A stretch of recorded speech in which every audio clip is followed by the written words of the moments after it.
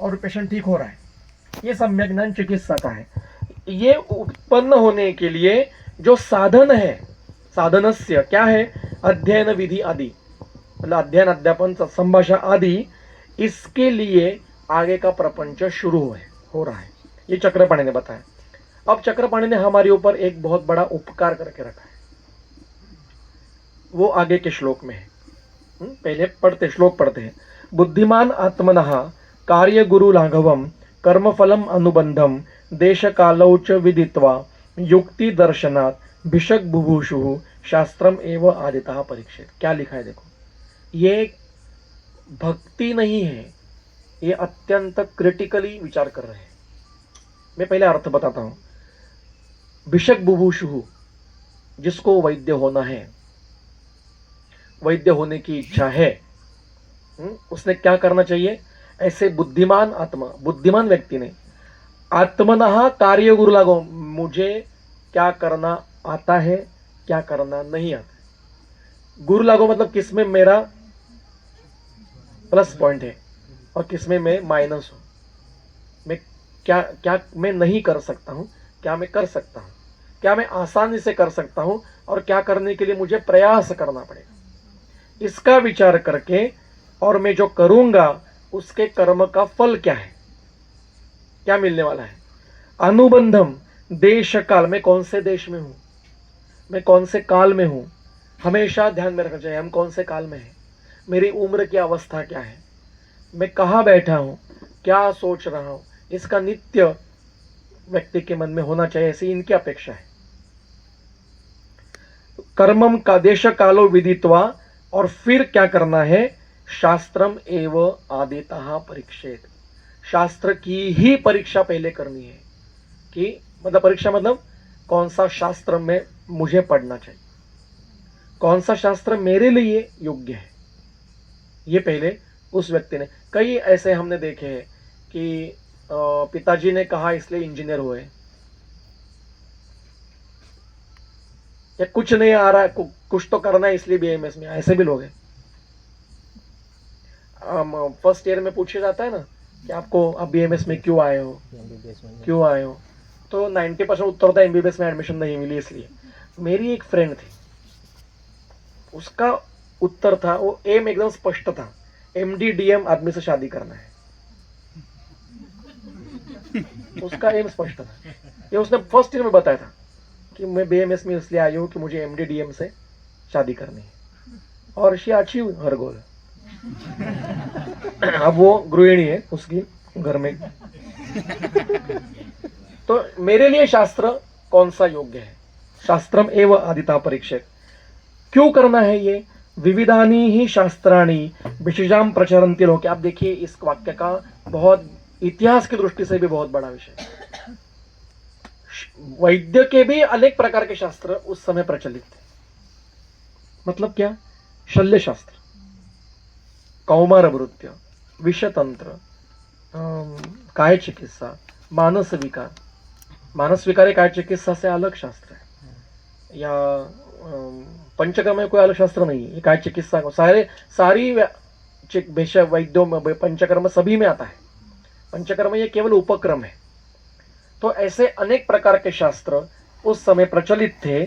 उसमें से यन मन्येत सुमहत यशस्वी धीर पुरुष आसेवितम अर्थ बहुलम आप्तजन पूजितम त्रिविध शिष्य बुद्धि हितम अपगत पुनरुक्त दोषम आर्षम सुप्रणीत सूत्र भाष्य संग्रह क्रमम स्वाधारम अनवपतित शब्दम अकष्ट शब्दम पुष्कलाभिधानम क्रमागतार्थम अर्थ तत्व विनिश्चय प्रधानम संगतार्थम असंकुल प्रकरणम आशु प्रबोधकम लक्षणवच्च उदाहरणवच्च। ये सारी परीक्षा शास्त्र की है, ये शास्त्र परीक्षा है। शास्त्र परीक्षा मतलब क्या? मैं शास्त्र कौन सा पढ़ रहा हूं, उसके लक्षण क्या है, कैसा है, सुमहत। 5 साल तो पूरा होना चाहिए, इतने तो विषय चाहिए ना, उसमें बड़ा शास्त्र होना चाहिए। विद्याकर्म अग्निकर्म ये शास्त्र नहीं है, ये उपक्रम है। आजकल फैड क्या आया है, 2 अग्निकर्म किए, 2 विद्याकर्म किए तो सुमहत। कुछ अभी तो फैड है कि अग्निकर्म विद्याकर्म करना यही आयुर्वेद है। ये बहुत बड़ा गलत फहमी है। ये नए बच्चे हैं, नए विद्यार्थी है, एक ओपीडी में 2 अग्निकर्म क्या किए, 2 विद्याकर्म क्या किए, तुरंत उसका रील बनाकर डाल देते हैं और एक विद्या तज्ञ अग्निकर्म तज्ञ हो जाते हैं। ऐसा नहीं होता। वो पूरे आयुर्वेद नहीं है, ये एक जस्ट उपक्रम है और वो अवस्थानुरूप करना होता है। वो आना चाहिए, बिल्कुल आना चाहिए। मतलब चंद्र कुमार देशमुख जी भी उनके व्याख्यान में यही कहते हैं कि ये पूरा आयुर्वेद नहीं है, ये उपक्रम है। उनके व्याख्यान ठीक से सुने होंगे तो। बाकी भी चिकित्सा है, पर आजकल ये फैड हुआ है। इस फैड के पीछे मैंने भी पोस्ट डाली थी कि मैं कभी भी पेशेंट की रील बनाता नहीं हूं, तो क्या आगे के काल में लोग मुझे वैद्य समझेंगे ना? क्योंकि ऐसे मैंने प्रोफाइल देखे हैं कि बस मोबाइल पकड़ के बैठते हैं, पेशेंट आया तो उसके एंट्री से लेकर जाने तक का पूरा वीडियो बनाते हैं। हमें तो समय ही नहीं है बनाने के लिए। लेकिन ये नहीं करना चाहिए। सुमहत होना चाहिए। यशस्वी धीर पुरुषों ने उसका पहले अध्ययन किया होना चाहिए। मतलब उस शास्त्र के अध्ययन से लोग यशस्वी होने चाहिए, धैर्यवान होने चाहिए। ऐसे पुरुषों ने उसका सेवन किया है, शास्त्र का अध्ययन किया है। अपगत पुनर उसमें अर्थ बहुलम, उसमें भी अनेक प्रकार के विषय होने चाहिए। अर्थ मतलब यहां पे विषय, सब्जेक्ट बहुत होने चाहिए। आप्त जन पूजतम, जो आप्त है ऐसे व्यक्तियों ने उसका पूजा, मतलब कहना है हाँ ये योग्य शास्त्र है। तीनों बुद्धि के शिष्यों को समझ में आना चाहिए, केवल बुद्धिमानों को नहीं समझ में आना चाहिए। त्रिविध बुद्धि को समझना चाहिए, आना चाहिए। अपगत मतलब पुनरुक्त दोष उसमें नहीं होना चाहिए। आर्ष मतलब ऋषियों के द्वारा, साइंटिस्ट लोगों ने उसको डेवलप करना है। ऋषि का अर्थ शास्त्रज्ञ है। ऋषि का अर्थ हाथ में कमंडलू, यहाँ पे पैर में खड़ा हुआ, वल्कल धारण, रुद्राक्ष धारण, जटा बड़ी हुई है और आते जाते श्राप दे रहे, तेरा मरकट हो, तेरा बंद। ये ऋषि नहीं है। ऋषि शब्द का कोश में अर्थ देखेंगे तो शास्त्रज्ञ ऐसा है, शास्त्रज्ञ। तो शास्त्रज्ञों ने तैयार किया होना चाहिए। अच्छे से सूत्र भाष्य संग्रह क्रम में वो गुंफा होना चाहिए शास्त्र। फिर स्वाधारम, उसको रेफरेंस भी चाहिए। ऐसा नहीं होना चाहिए कि मन में आया लिख दिया, उसको कुछ बेस होना चाहिए, बेसिक होना चाहिए। स्वाधारम, उसमें गिरे हुए शब्द नहीं होने चाहिए, डबल मीनिंग शब्द नहीं होने चाहिए। अनवपतित शब्दम, विकृत शब्द नहीं होना चाहिए जिससे 2 मीनिंग निकलते हैं, ऐसा नहीं होना चाहिए। मीनिंग मतलब गलत अर्थ नहीं निकले, मतलब हीन दर्जा के ग्राम्य शब्द नहीं होने चाहिए उसमें। अब चरक में एक भी ग्राम्य शब्द नहीं मिलेगा आपको, एक भी गाली नहीं मिलेगी आपको चरक में, ना सुश्रुत में, ना वाग्भट में। कह रहे ये क्या लिखा है, ऐसा नहीं है, एक भी शब्द नहीं है। गीता में केवल एक बार कृष्ण का ये हो जाता है क्रोध, मतलब वो एक शब्द क्या क्लिप हो गया, बस इतना ही है, फिर से शांत हो जाता है। आपने शंकर को हराया है युद्ध में और ये क्या आप चल रहा है, मेरे मामा जी बैठे, मेरे भाई बैठे, मैं युद्ध नहीं करूंगा, कुल संकर हुआ तो क्या करूंगा। ये कौन, आप कौन हो? अर्जुन को अगर ऐसा हो रहा है भ्रांति, एक ही बार होता है कृष्ण को, गाली नहीं दी उसने, क्योंकि भाई है उसका खुद का, बुआ का लड़का है। लेकिन आपको एक भी गाली नहीं मिलेगी। कितना भी प्रश्न पूछा तो फिर आत्रेय क्या कहते हैं, हे सौम्य,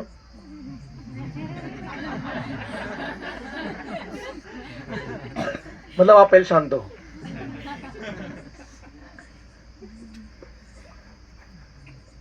मतलब वो कह आता ना रुको जरा, तो आत्रेय उसको सौम्य कहते हैं, सौम्य मतलब रुको जरा। अकष्ट शब्द उच्चारण करने में कष्ट नहीं होने चाहिए। त्रिविध बुद्धि को आसान होने चाहिए। पुष्कलाभिधानम, पुष्कलाभिधानम की टीका है,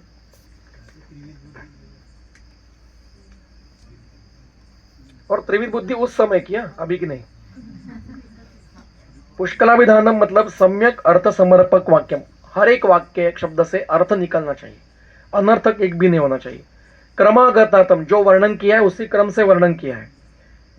अर्थ तत्व विनिश्चय, उसमें तत्व सिद्धांतों का विनिश्चय होना चाहिए, नहीं तो विषय रखा और छोड़ दिया, व्याख्यान दे रहे हैं कैंसर पर, और पूरे व्याख्यान में कैंसर का सी भी नहीं निकाला, तत्व है बताया ही नहीं। मैंने कैसे एमडी के क्लासेस निकाले, फिर मेरे बच्चे कैसे आ गए, फिर वो कौन से कॉलेजेस में चले गए, फिर कौन सा बच्चा कितने मार्क, इसी पे 1 घंटा चर्चा की। मुझे लेने के लिए विक्टोरिया का प्लेन, एलिजाबेथ का प्लेन कैसे ऐसे सुने हमने लेक्चर कैंसर कॉन्फ्रेंस में। एलिजाबेथ ने कैसा फ्लाइट मुझे भेजा, फिर मैं अकेले कैसे गया, फिर मैंने बकिंगहैम पैलेस में उसकी नाड़ी कैसे देखी, फिर वो गुजर कैसे, ऐसे कुछ भी लिखा सुनाया। तो तत्व विनिश्चयार्थम, तत्व विनिश्चय होना चाहिए। जो व्याख्यान चल रहा है उसका सार सामने वालों को मिलना चाहिए। तत्व विनिश्चय अध्याय पढ़ने के बाद ऐसा नहीं हो चाहिए कि क्या पढ़ रहा था, मतलब आपने अमर अकबर अंतरी पढ़ा होगा, मतलब पहले के उस काल की मूवी, ऐसा लगता था कि एक 100 साल पहले थिएटर के अंदर आ गए थे और 100 साल के बाद बाहर जा रहे। इतना 3 पीढ़ियों का इतिहास, 4 पीढ़ियों का इतिहास, इतने कॉम्प्लिकेटेड सब होता रहता है। हाँ? ऐसा नहीं है, स्पष्टता होनी चाहिए, तत्व विनिश्चय होना चाहिए, संगता, दोस्तों संगति होनी चाहिए। आपने अगर रन नाम का फिल्म देखोगे, रन, भूमिका चावला और अभिषेक उनको कुछ काम ही नहीं है, मेन काम वो कौवा बिराने वाले को है, लेकिन उसको और मेन स्टोरी को कोई संगति ही नहीं है। तो ये फिल्म में ठीक है, फिल्मों में ठीक है, शास्त्र में नहीं होना चाहिए। संगत अर्थ होना चाहिए, जो बता रहे उसकी संगति होनी चाहिए। असंकुल प्रकरण, मिक्स नहीं होने चाहिए प्रकरण। हम पेपर लिखते हैं ना, वैसे नहीं होना चाहिए। थ्योरी के पेपर लिखते हैं ना, अब ऐसे क्यों एलुग, हम इतने बार बताते विद्यार्थियों को कि ऐसे क्यों लिखना शुरू किया है तो पूरे ऐसे क्यों लिखा, फिर एले क्यों लिखा, या एले क्यों लिखना है तो पहले पूरे एले क्यों नहीं, एक एले को लिखेंगे, 2 ऐसे को लिखेंगे, फिर एक एले को लिखेंगे, फिर 3 ऐसे को लिखेंगे।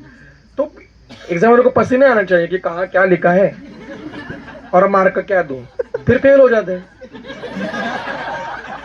और फिर कहते हैं कि हमें पास नहीं किया है। कैसा होता है, पास हो गए तो सर हम पास हो गए, और फेल हो गए तो हमें फेल किया।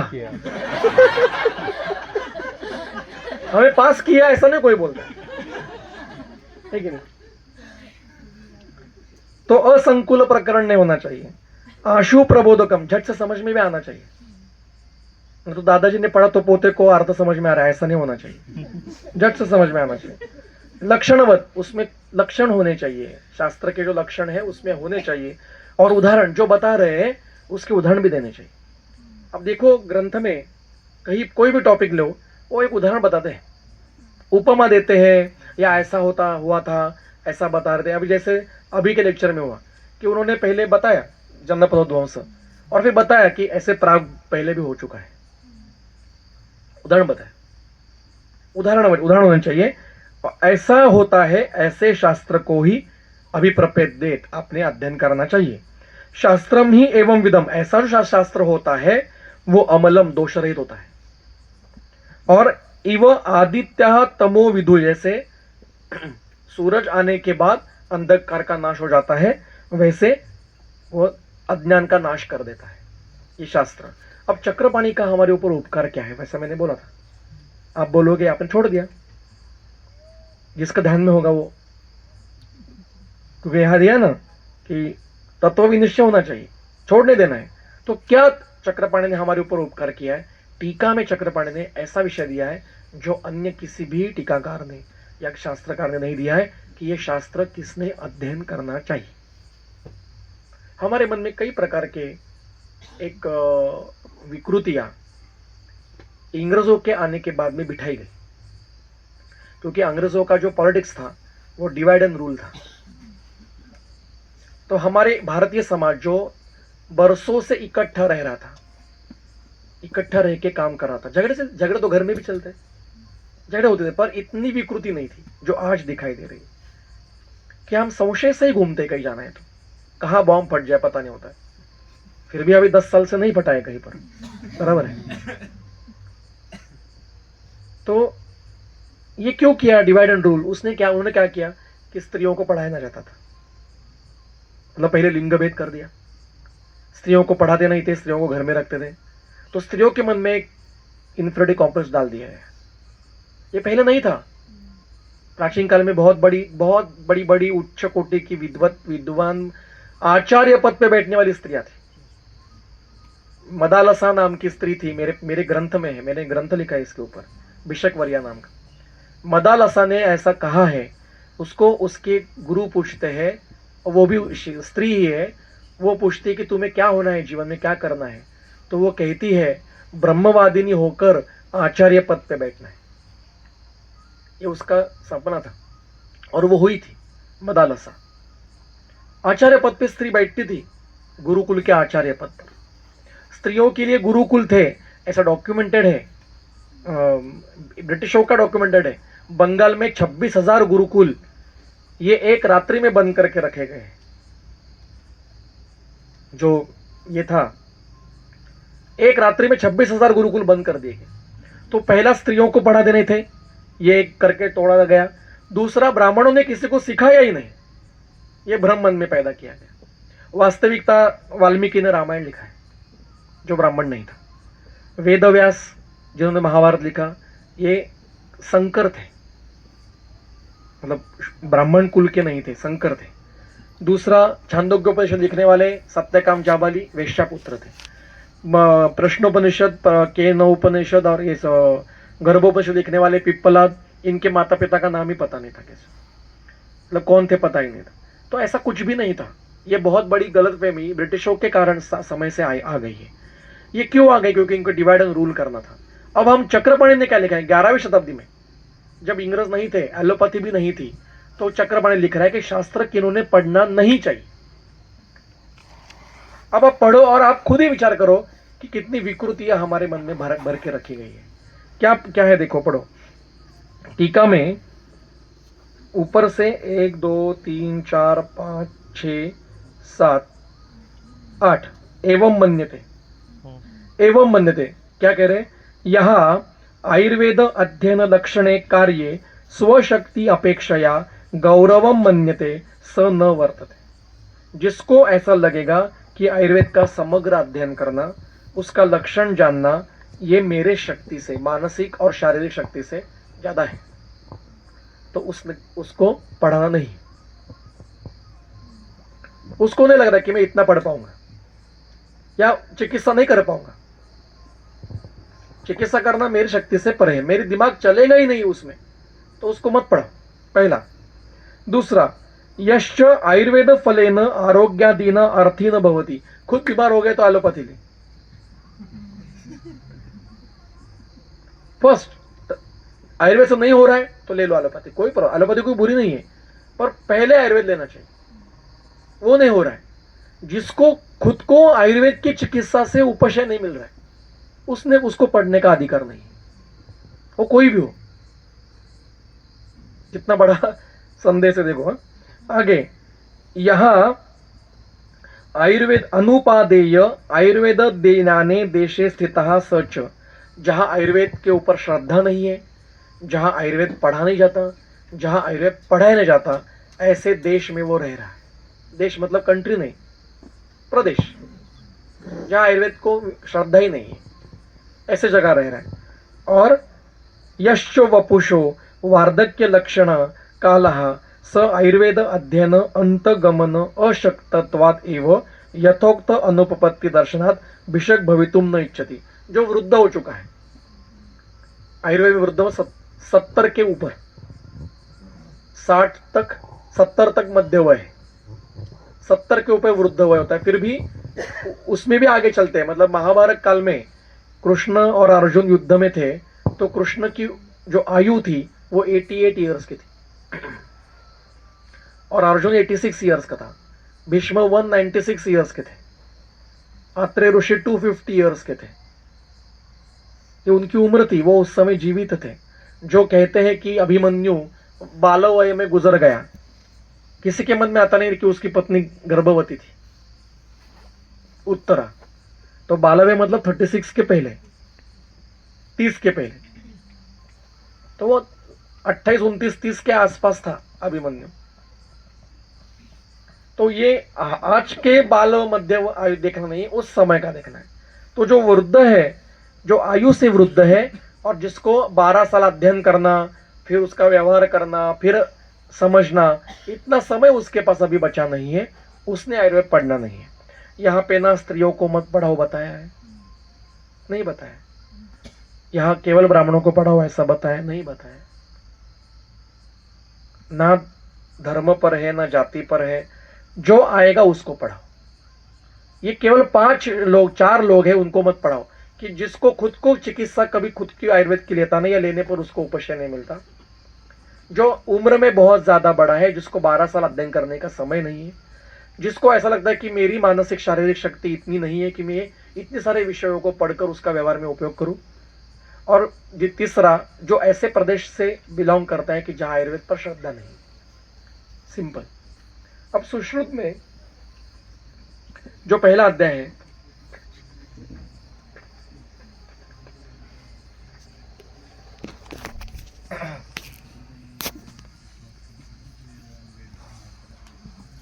इन्होंने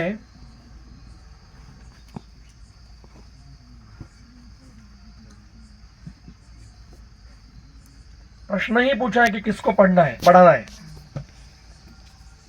बताता हूं।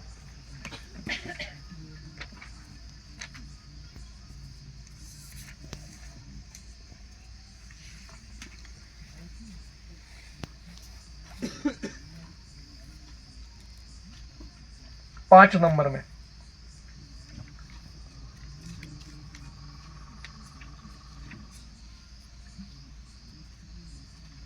तीन नंबर में श्लोक में दिया है, ब्राह्मण क्षत्रिय वैश्यानाम अन्यतमम अन्वय वयशील शौच शौर्य आचार्य विनय। मतलब 3 वर्ण जो है ब्राह्मण क्षत्रिय वैश्य, इनमें भी उन्होंने लक्षण बताए। मतलब ब्राह्मण कुल का होगा तो भी अगर इस लक्षणों में नहीं होगा तो उसको नहीं पढ़ाना है, ये बताया इन्होंने। और आगे के बताते हैं कि ब्राह्मणों का कार्य है कि बाकी के तीनों वर्णों का उपनयन करना है।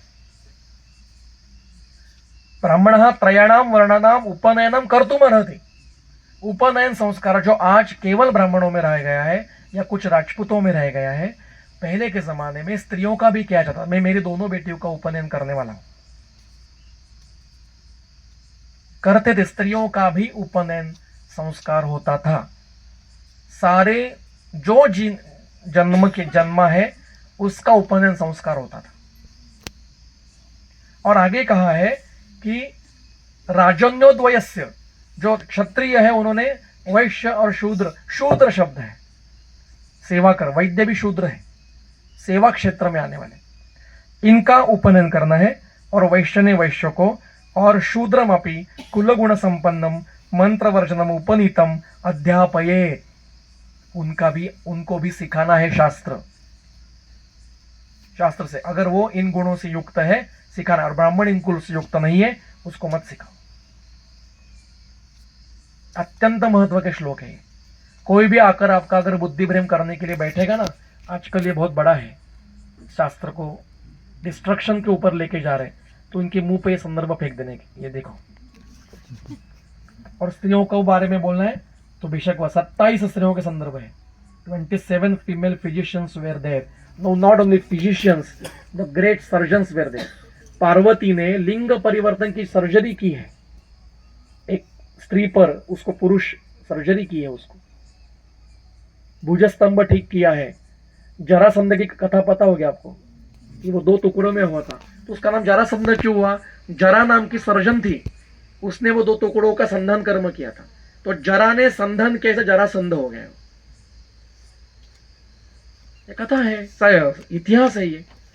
ऐसे बहुत सारे कथा है, अभी उसमें जाएंगे नहीं। तो ये चक्रपाणि ने दिया है कि किसको देना नहीं है शास्त्र, इनको ही दे, बाकी सबको दो।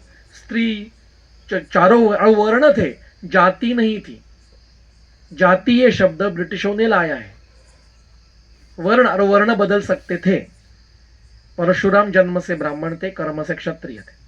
विश्वामित्र जन्म से क्षत्रिय थे, कर्म से ब्राह्मण थे।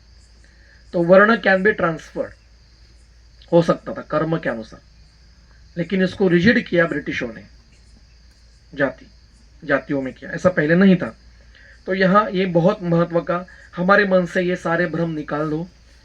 और ये डिवाइड एंड रूल का पार्ट है जो आगे के सरकारों ने कंटिन्यू रखा, डिवाइड एंड रूल, तो हमें उससे बचना है। बस अभी ये 3-4 श्लोक लेकर हमारे पाठक जी को नींद आ रही है बहुत सारी। ततो अनंतरम आचार्यम, ये अनंतरम आचार्यम परीक्षित। अब आचार्य देखो, पहले आचार्य का जिनसे पढ़ना है वो उनका प्रश्न करना है। आज हमारे हाथ में ये रहा नहीं, कौन हमें पढ़ाने के लिए आएंगे कॉलेज में, ये केवल नसीब पे डिपेंड है। और हमें भी शिक्षक जो होंगे वो कौन आने वाले हैं ये भी हमारे नसीब पर ही है कि नहीं। अब किसी किसी को अच्छे विद्यार्थी मिलते, किसी किसी को नहीं मिलते। नाना जी को इतने बड़े शिष्य मिले, इसे नाना जी का भी नाम बड़ा हुआ, बराबर है। गुरु का नाम बड़ा कैसे होता है, शिष्यों से तो होता है। तो उस समय आचार्य का परीक्षण पहले कराया जाता था और आचार्य शिष्यों का परीक्षण करते थे, और उसमें भी कहीं पर भी ये कौन सी जाति का है ये पूछा नहीं है। हमेशा 2 उदाहरण दिए जाते हैं इसके लिए, एकलव्य का और कर्ण को ब्रह्मास्त्र भीष्म परशुराम ने वापस लिया इसका। अब एकलव्य की स्टोरी आपको बताता हूं, आपको सुनने की क्षमता है?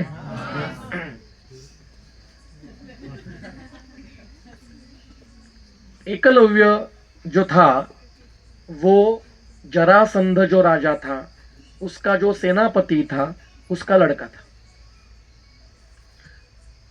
और जरासंध ये कौरवों का शत्रु था, और द्रोणाचार्य ये कौरवों के शिक्षक थे। वो बंधे हुए थे नियम से कि कौरव और पांडवों को ही अध्ययन करवा दिया जाए, और अगर उनको जब पता चला कि इसको इतनी बड़ी विद्या है जो उनका शत्रु का लड़का है, तो उन्होंने उसको नहीं सिखाया। और वो शत्रु का था उस समय, तो ये आजकल के नियम थे ही नहीं, मनुष्य क्या मानवता वगैरह वगैरह कुछ नहीं था। मानवता वगैरह होती तो अर्जुन कब का मारा गया होता। ह्यूमन राइट्स थे ही नहीं, सब युद्ध पे चलता था, बलवंतम तृणम चिकित्सित।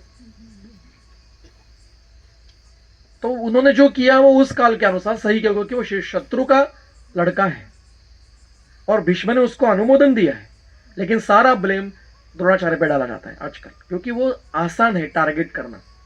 आज जैसे Jews are very soft targets, तो वैसे ही दूसरा उदाहरण दिया जाता है कि परशुराम ने कर्ण को ब्रह्मास्त्र वापस ले लिया या श्राप दे दिया उसको, क्योंकि कर्ण झूठ बोला है उससे। कर्ण ने खुद का परिचय झूठा दिया था, तो झूठ बोल से विद्या प्राप्त नहीं कर सकते, कभी नहीं कर सकते। तो गुरु ने जो करना चाहिए वो सत्य किया। और हम क्या करते हैं, हम आज के काल का, आज के समाज का चश्मा लगाकर उस काल का देखिए, द्रौपदी को 5-5 पति कैसे थे, उस समय में था, उस समय होता था ये। इसको आज हम देखेंगे, आज देखो आप अगर महाभारत का काल देखोगे ना, तो किसी का भी जन्म सीधे तरीके से नहीं हुआ है। कोई यज्ञ से बाहर आया है, कोई मटकी से बाहर आया है, कोई द्रोण से बाहर आया है, एक भी सीधा नहीं है। नॉर्मल डिलीवरी किसी की नहीं हुई। तो आज का चश्मा लगाकर मत पढ़िए। वो राम ने सीता का त्याग कर दिया, रामायण में है ही नहीं। द्रौपदी का वस्त्राहरण हुआ, महाभारत में है ही नहीं। मूल महाभारत में वस्त्राहरण हुआ ही नहीं है। राम को इतना ब्लेम करते हैं स्त्रीवादी व्यक्ति कि वो सुन के लज्जित हो जाएगा। राम जी मूल रामायण पढ़ा ही नहीं किसी ने, पढ़िए जरा। और वो उस काल में है, 14,000 साल पहले की बात है। आज के नियम कैसे लगा रहे हो आप? तो ये चीज शास्त्र पढ़ते समय ध्यान में आनी चाहिए। तो आचार्य परीक्षित क्या क्या है, परि अवधात श्रुतम, वो चारों मतलब उसको सभी चीजों का थोड़ा थोड़ा परिचय होना चाहिए, अध्ययन होना चाहिए, सुना हुआ होना चाहिए। परि अवधात श्रुतम, परिदुष्ट, सारे कर्म उसने देखे होने चाहिए।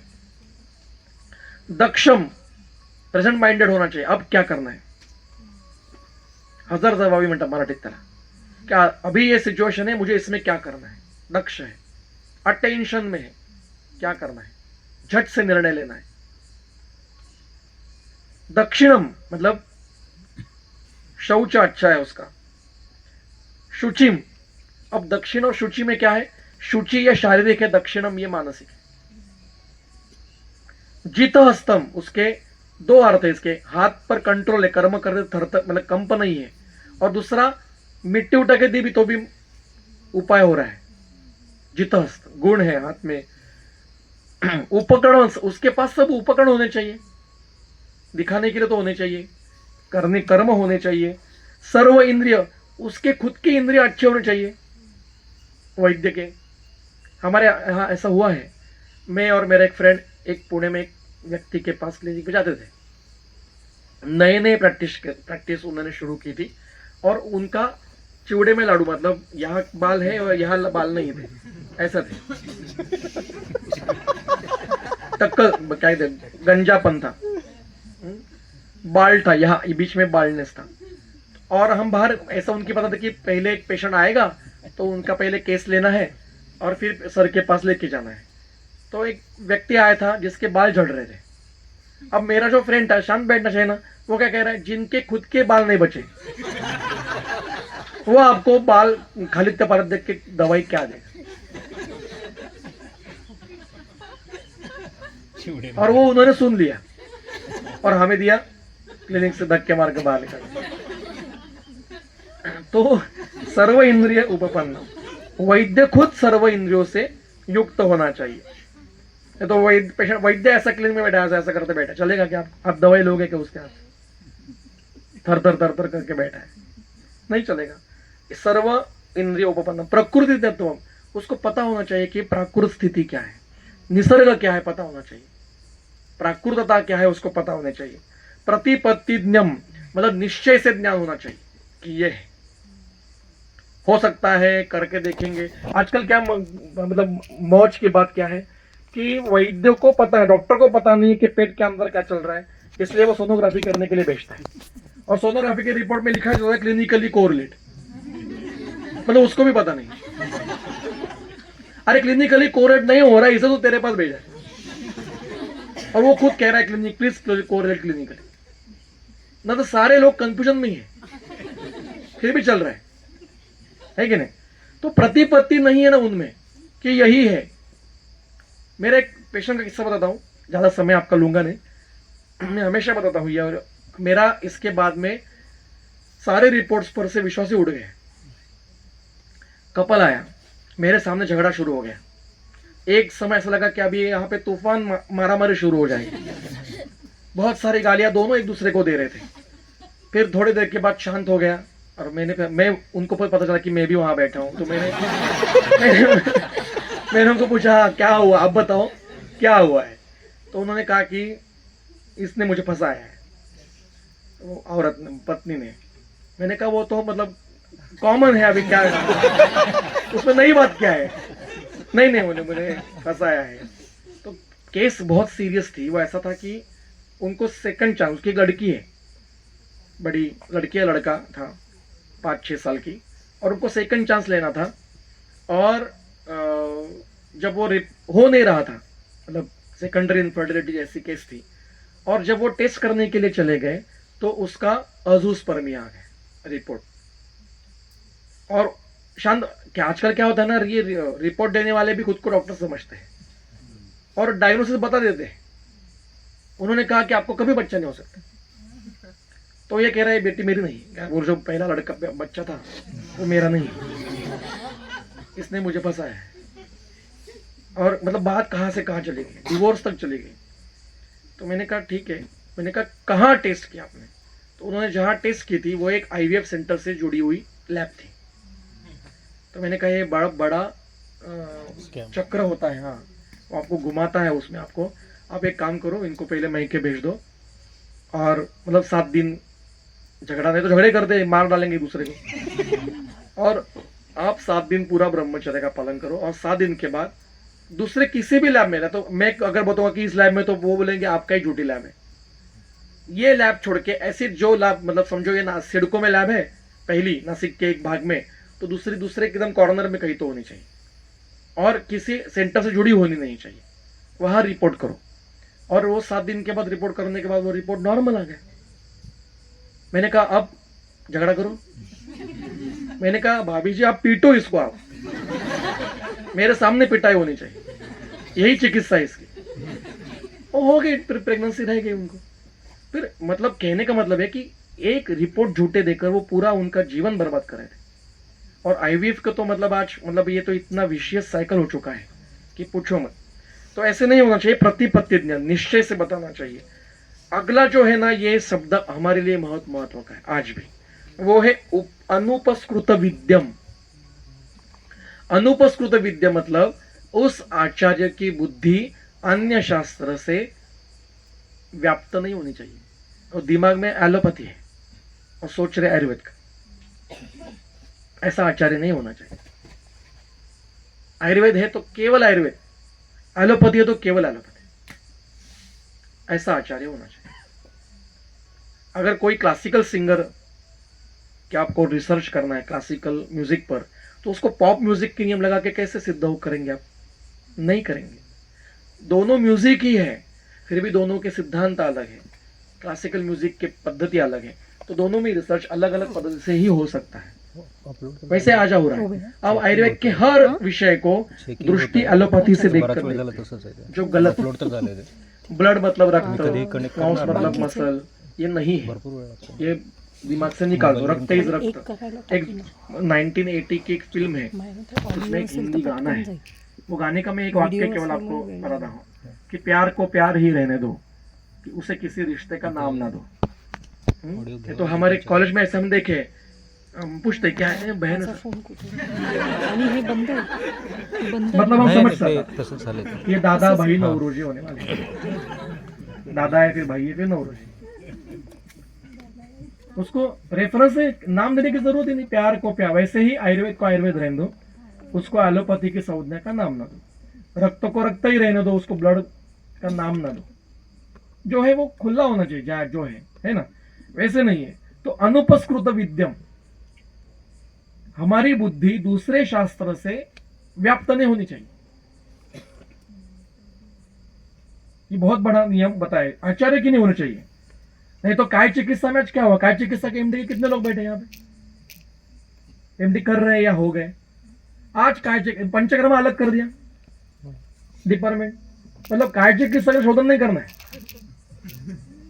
वो पंचकर्मा वालों है कि नहीं। मजाक क्या है, देखो क्या चल रहा है। और केवल शमन बचा मतलब आपके पास, और पूरा पोर्शन देखोगे तो आयुर्वेद का पार्टी नहीं है। सारी काय चिकित्सक के एमडी के लोग केवल मॉडर्न की पढ़ाई करते हैं 3 साल। ये मैंने मेरे मित्रों में देखा है, विद्यार्थियों में देखा है।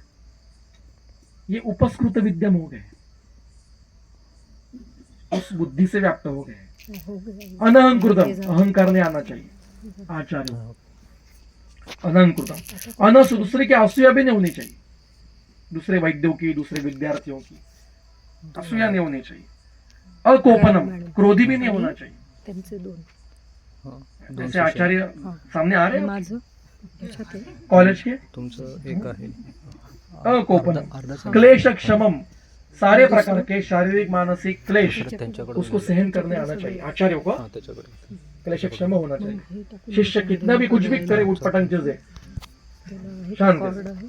शिष्य वत्सलम, देखो आया, वात्सल्य होना चाहिए शिष्य के प्रति। शिष्य वत्सलम, अध्यापकम मतलब अध्ययन, आचार्य है पर पढ़ाई नहीं रहे।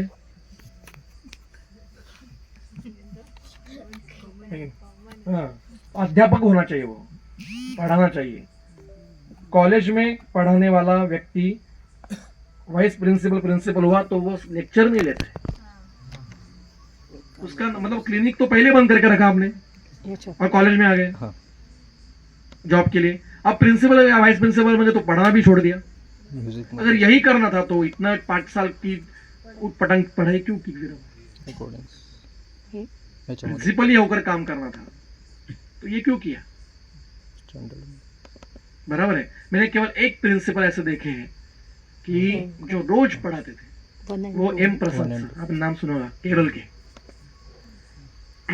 रोज 9 बजे कॉलेज शुरू होता है पलक्कड़ में, प्रिंसिपल है, ये 8 से 9 अष्टांग हृदय पढ़ाते हैं और उनके लेक्चर के लिए पूरा स्टाफ आके बैठता है। कॉपी करावं लागेल, स्टूडेंट्स तो है ही, और वो क्रमशः एक अध्याय से अंतिम अध्याय तक पढ़ते। अंतिम अध्याय हो गया तो फिर से पहले अध्याय से पढ़ना शुरू करते, चक्र पूरा चलता रहता है। ऐसे एक व्यक्ति देखे मैंने, और भी हो सकता है, ऐसा नहीं कि नहीं है, तो मुझे धमकियों के फोन आना शुरू हो जाएंगे, लेकिन अध्यापक होना चाहिए। और ज्ञापन समर्थम मतलब उसको जो जो सोच रहा है वो सामने को वाले को समझ में भी आना चाहिए, उसको ज्ञापन कहते हैं। मतलब मैंने अ कहा तो सामने वाले को अ ही समझ में आना चाहिए, ई उ समझ में नहीं आना चाहिए। एवं गुणो ही आचार्य सुक्षेत्रम आर्तवो मेघ इव शिष्य गुण ही सुशिष्यम आशु वैद्य गुण ही संपदे। से मेघ अच्छे जमीन पर अच्छे ऋतु में धान्य पौधा गया है, लेकिन मेघ से बारिश होने के बाद जैसे धान्य उगता है वैसे इस आचार्य के कारण अच्छे शिष्य में वैद्य गुण उत्पन्न हो जाते हैं। अब आगे, तम उपसृत्य आरिराधयिषुम उपचरेत अग्निवत देववत राजवत पितृवत भर्तृवत च प्रमत्ता। अब ये शिष्य को नियम है कि उसने अपने आचार्यों के साथ कैसे रहना है। ये अग्निवत जैसे अग्नि से संभल के रहते हैं वैसे आचार्यों से संभल के रहना है। मतलब हमारे एक सर कहते थे कि वह पिताजी और पुत्र में फ्रेंडशिप होनी चाहिए, पर वो पिता की तरफ से होनी चाहिए, पुत्र की तरफ से नहीं। पॉइंट समझा? तो कल चलो क्या यार करके चले तो काम के चल लग जाए। वो पिताजी कर सकते हैं, पुत्र ने नहीं करना है। अग्निवत जैसे अग्नि से संभल के रहते हैं वैसे आचार्यों से संभल के रहना है। और मतलब उसकी जैसे हम निगाह रखते हैं अग्नि को बचा के रखते हैं, वैसे आचार्यों को भी सब बुरी चीजों से बचा के, वो भी चीज है, वो भी अर्थ ले सकते हैं। देववत जैसे हम भगवान को मानते हैं। हमारे यहाँ आजकल क्या हुआ ना, व्यक्ति पूजन बहुत बढ़ चुका है। और मैं कल भी इसको बताया कि समझो दमनिया सर है, मैं उदाहरण उनका नाम लेके बताता हूँ, तो वो सारे नियम से रहते हैं, 4 मास में चतुर्मास का पालन करते हैं। तो हम जो उनकी तारीफ करने वाले लोग हैं ना, दमनिया सर, और खुद सारे चीजें करेंगे उठपटांग, लेकिन दमनिया सर के जब नाम आएगा तो हाथ जोड़ेंगे, लेकिन उनके तरह रहने का कभी प्रयास नहीं। मेरे साथ ऐसा हमेशा होता है, मुझे कहते सर मैंने आपके बारे में तो बहुत अलग सोचा था, आप तो बहुत अलग ही निकले, आप बहुत गंभीर लगते थे, लेकिन ऐसे नहीं, आप तो हमसे भी गए गुजरे लग रहे हो।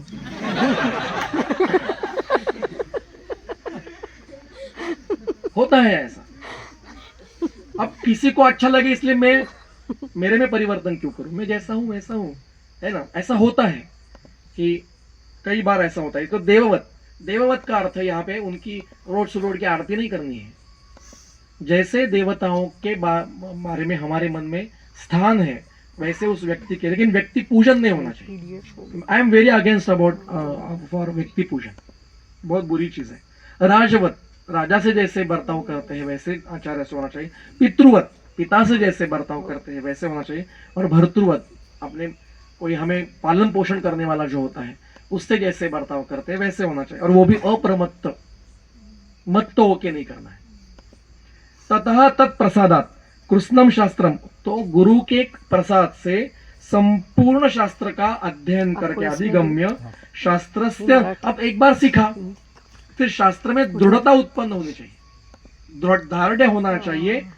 इसके लिए अर्थ विज्ञाने वचन शक्तौच वो आगे जीवन भर प्रयास करना है।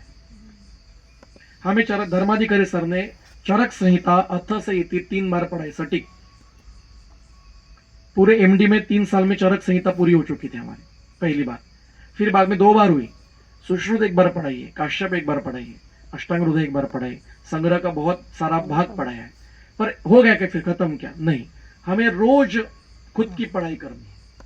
हमारी शिष्य का काम है, मैं शिष्य हूं, मेरा काम है कि रोज पढ़ाई होनी चाहिए।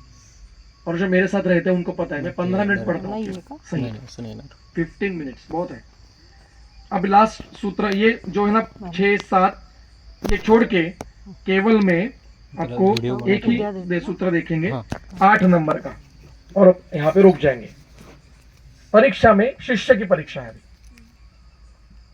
तो अध्यापने कृत बुद्धि आचार्य, अब आचार्य जो पढ़ाने वाला है उसने अब शिष्य की परीक्षा करनी है।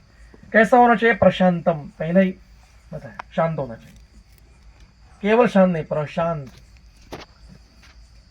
आर्य प्रकृतिकम, आर्य मतलब आर्य वंश का संबंध नहीं है, ये आर्य वंश भी झूठी सिद्धांत है। अब ये सिद्धांत वसंत शिंदे, इनके, ये एक जेनेटिक्स का अध्ययन करने वाले व्यक्ति है, इनके अमेरिका में रहते हैं, इनके रिसर्च से आर्य नाम का कोई वंश ही नहीं है ऐसा सिद्ध हुआ है, वसंत शिंदे। और आप नीलेश ओक जी के भी लेक्चर सुनिए, यूट्यूब पर है। तो आर्य का अर्थ अच्छे गुणों से युक्त, तो अच्छी प्रकृति का होना चाहिए, अक्षुद्र कर्मणम, हीन कर्म नहीं करने वाला होना चाहिए, रुजु चक्षु मुख नासावंशम, मतलब ये सार परीक्षण के लक्षण है उसका, चक्षु मुख नासावंश। सुबह भी एक आया कि चारुस्फिजम ऐसा आया था, तो चारुस्फिज का अर्थ क्या है, वो सार का लक्षण है, अच्छे सार का लक्षण, अस्थि सार। तनु रक्त विशद जिम्मम अविकृतम दंत औष्ठ, ये सारे विकृत नहीं, दांत ओठ ये विकृत नहीं होने चाहिए, क्योंकि उसको सूत्र कंठस्थ करने हैं, ये नहीं होने चाहिए। मिनमिनम मतलब तोतलापन नहीं होना चाहिए, अगर होगा तो चिकित्सा कर लो पहले पढ़ाने के लिए। ध्रुतिमंतम, उसको बोल समझ है, धारणा तो होनी चाहिए, नहीं तो रोज पहले से ही शुरू होगा, गजनी जैसा ना, रोज पहले से शुरू। रोज सुबह पूछेगा सर आप कौन हो, मैं ये हूं, तो कैसे होगा। ध्रुतिमंत, जो सिखाया है वो एकदम वज्रलेपन होना चाहिए दिमाग में। अनअहंकृत, उसको अहंकार नहीं आना चाहिए कि मैं दमनिया सर का विद्यार्थी हूं, आपको पता है मैं दमनिया सर का विद्यार्थी, यह अहंकार नहीं आना चाहिए कि कोई भी किसी भी चीज का। वैद्य आजकल बहुत ये बढ़ गया है, मेरे इतने फॉलोअर है, आपके कितने हैं। मुझे एक विद्यार्थी ने पूछा था आपके फॉलोअर कितने हैं, मैंने कहा मैं तो वैद्य नहीं, तो फॉलोअर कहाँ से आएंगे। मेधाविनम, मेधावी होना चाहिए, मेधा धारणा शक्ति अच्छी होनी चाहिए। वितर्क स्मृति संपन्नम उदार सत्वम, वितर्क मतलब उसकी खुद की थॉट प्रोसेस होनी चाहिए। मुझे ऐसे विद्यार्थी पसंद है कि जो खुद की थॉट प्रोसेस, पर इसमें भी एक प्रॉब्लम होता है कि हमेशा जिसकी खुद की थॉट प्रोसेस होती है वो विषय पूरा समझने से पहले खुद की थॉट प्रोसेस शुरू कर देता है, वो नहीं होना चाहिए। पहले आप विषय समझ लो और फिर आपकी थॉट प्रोसेस उसके ऊपर करो, और टेढ़े दिमाग के लोग होते हैं ना, वही कुछ रिसर्च कर सकते हैं।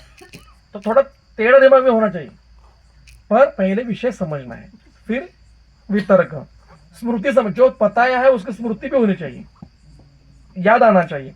उदार सत्वम, उसका मन विशाल होना चाहिए,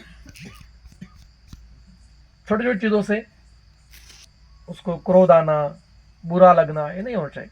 हमारे हर एक के जीवन में कभी ना कभी हर एक ने अपमान का सामना किया होता है, नैराश्य का सामना किया होता है, निग्लेक्शन का हमने फेस किया होता है हर एक के जीवन में। ऐसा कोई व्यक्ति नहीं कि जो तो सब कुछ मिल गया है। दीपिका पादुकोण ने रणवीर कपूर को छोड़ा ही है, उसको वो फेस हुआ ही है, सबको हुआ है। मैं उदाहरण वो परिचित दे रहा हूँ, परिचित उदाहरण दे रहा हूँ मैं, कि आपको झट से समझ में आए विषय क्या कह रहा हूँ।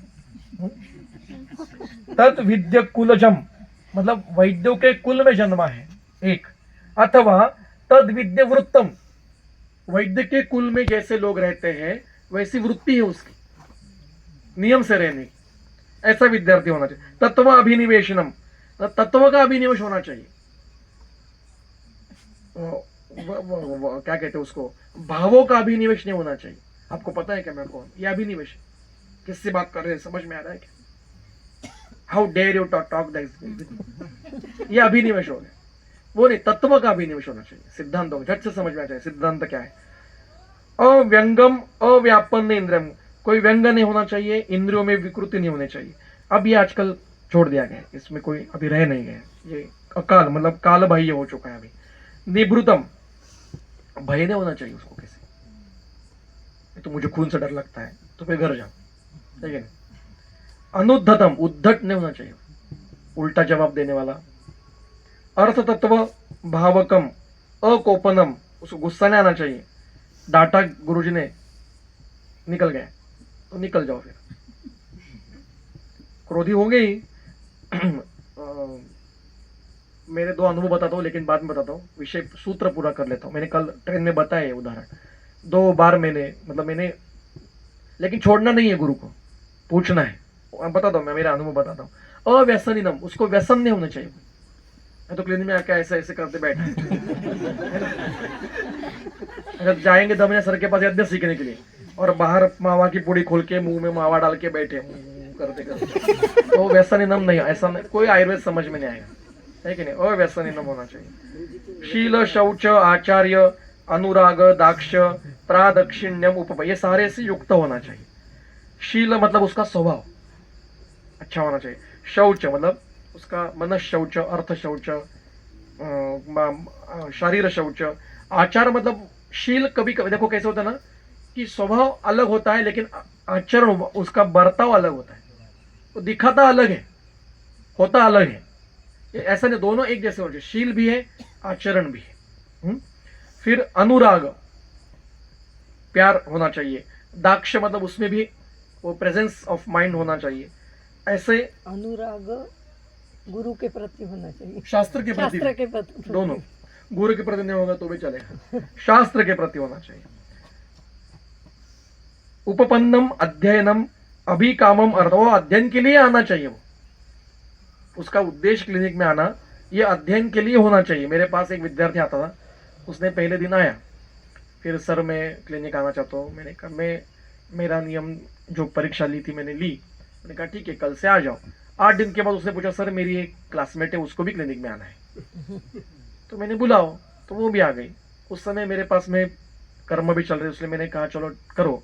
बाद में ऐसा हुआ कि ये दोनों बाहर बैठ के गपशप लगाते थे क्लिनिक में, तो उनका अफेयर चल रहा था एक्चुअली, और उनको कहीं पे बैठने की जगह नहीं होती थी, तो क्लिनिक में आकर जगह तो बहुत ही बहाना नहीं था गुरुजी। हाँ।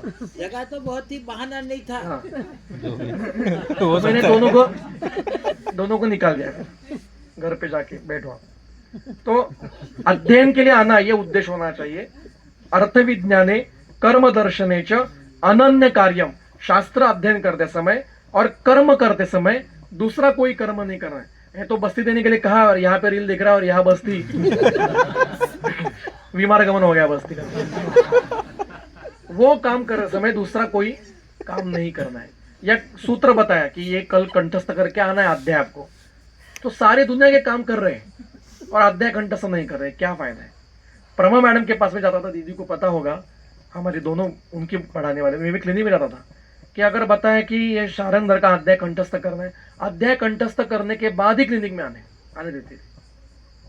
और क्लिनिक बंक करना मतलब बहुत सारा बंक हो गया, तो हम एक दिन में अध्याय कंठस्थ करते थे बैठ के, तो ही जाना है क्लिनिक में। लेकिन उसके कारण हमारा कंठस्थीकरण हो गया बहुत सारे श्लोक फर्स्ट ईयर में ही। तो ये होना चाहिए, नहीं तो अनन्य, गुरु जी ने बताया ना, करना है, बस सोचो मत। कर्म दर्शने अनन्य कार्यम अलुब्ध मनम अनलसम, लोभी नहीं होना चाहिए, आलस्य नहीं होना चाहिए। सर्वभूत हित, सभी प्राणी मात्राओं पर उसको हित की दृष्टि होनी चाहिए। ऐसे ही हितेषणम आचार्यम सर्व अनुशिष्टि प्रतिकरम अनुरक्तम च एवं गुण समुदितम अध्यापम, ये ऐसा शिष्य अध्ययन करने के लिए योग्य है। यहाँ हम रुकते हैं, बाकी का जो विषय है वो कल पूरा करेंगे। सॉरी ज़्यादा आपको रबर की तरह खींचा गया होगा, तो दो अनुभव बताता हूँ।